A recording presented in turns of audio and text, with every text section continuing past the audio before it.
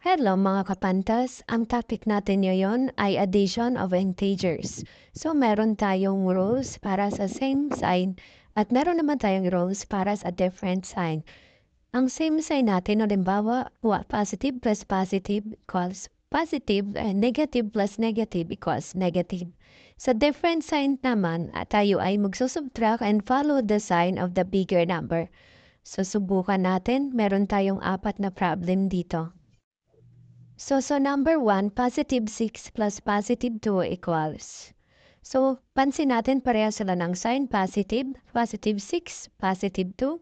I-add lang natin, kopyahin ang sign. 6 plus 2 equals 8. So, ang sagot natin ay positive 8. Punta naman tayo sa number 2. Parehas ulit ang sign kaso negative naman sila. So, meron tayong negative 4 plus negative 3. So, kopyahin lang natin ang negative sign.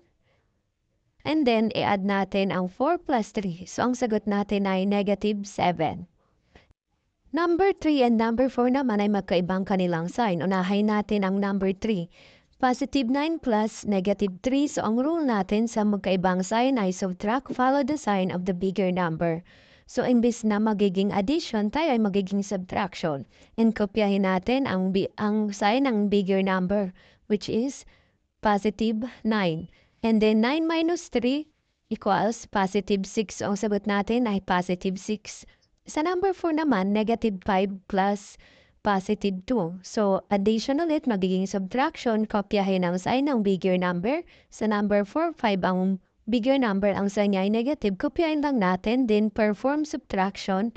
Ang sagot natin ay negative 3. Nakuha mo ba, kapantas?